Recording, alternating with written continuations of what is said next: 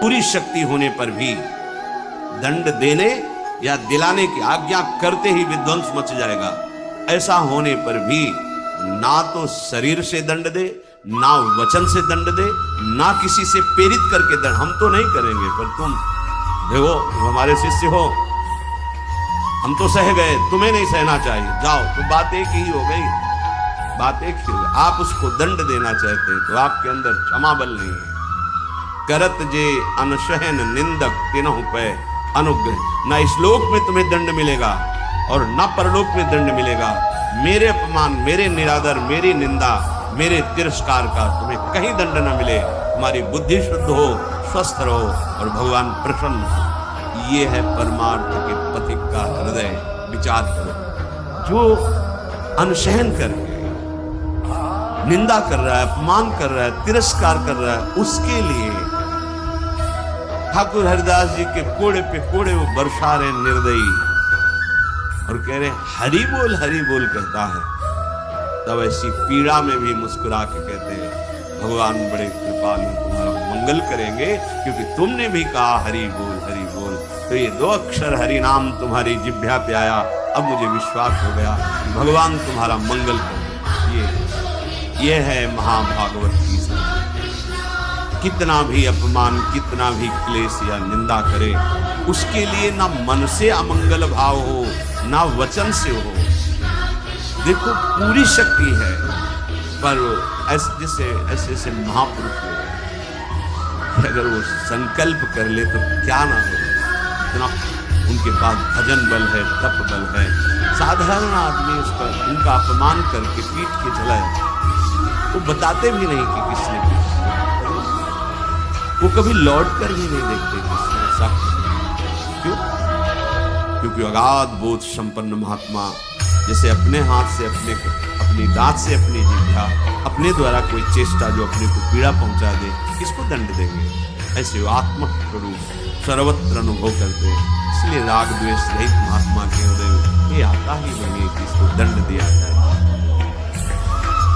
अपने साथ बुराई करने वाले को दंड देने दिलाने की पूरी शक्ति रहने पर भी उसको दंड देने या दिलाने की भावना मन में भी ना आए और उसके हर अपराध को सहकर यथोचित चेष्टा करे कि उसको सुख पहुंचे, उसे भगवत साक्षात्कार, उसे क्षमा कहते हैं।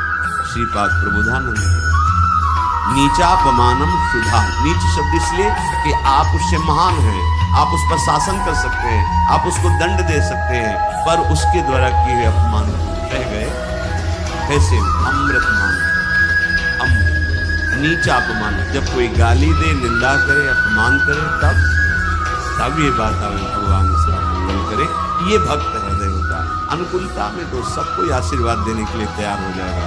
प्रतिकूल परिस्थिति में भगवत भाव युक्त हृदय होकर कोई अमंगल सोच भी उसके लिए न करना, ये होता है।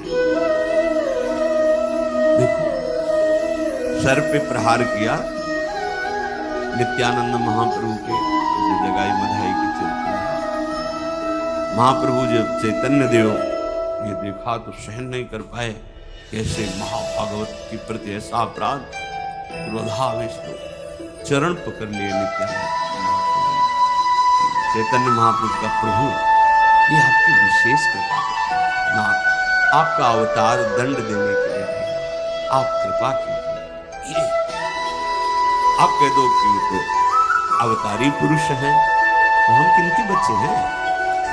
हम किस मार्ग में चल रहे हैं? हम उन्हीं के तो बच्चे हैं, उन्हीं की तो अंश हैं, उन्हीं की तो शरण में है।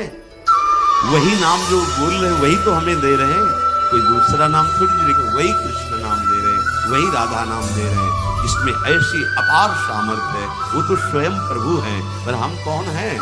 उन्हीं प्रभु के तो अंश हैं, उन्हीं प्रभु के बच्चे हैं, उन्हीं के चरण शरण में हैं, उन्हीं के वचनों के अनुसार चले तो वैसी ही कृपा का अनुभव होने लगे।